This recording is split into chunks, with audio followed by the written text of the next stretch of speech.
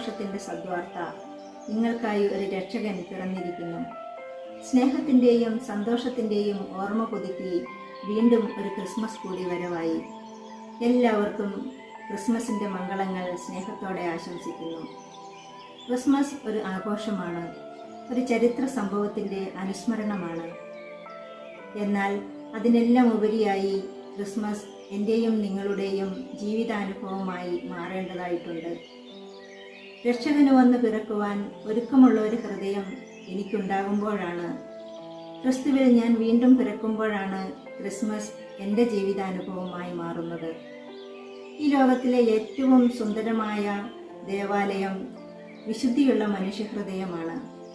ഉണ്ണീശോയ്ക്ക് വന്ന് പിറക്കുവാൻ, ദൈവത്തിന് നിത്യം വസിക്കുവാൻ ഏറ്റവും വിശുദ്ധമായ ദേവാലയമായി, പുൽക്കൂടായി എൻ്റെ ഹൃദയം രൂപപ്പെടേണ്ടതായിട്ടുണ്ട്.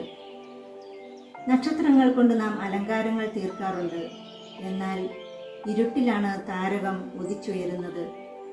ആരുടെയെങ്കിലും ഇരുളിൽ ഒരു ചെറുവെട്ടമായി, സ്നേഹത്തിൻ്റെ, കാരുണ്യത്തിൻ്റെ പ്രകാശമായി മാറാൻ നമുക്ക് സാധിക്കണം.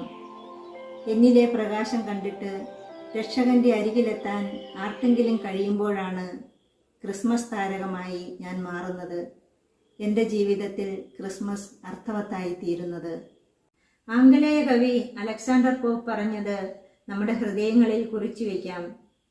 1000 പുൽക്കൂട്ടിൽ ഉണ്ണി പിറന്നാലും എൻ്റെ ഹൃദയത്തിൽ ഉണ്ണി പിറക്കുന്നില്ലെങ്കിൽ എന്ത് പ്രയോജനം?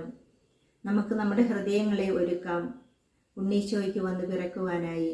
Merry Christmas.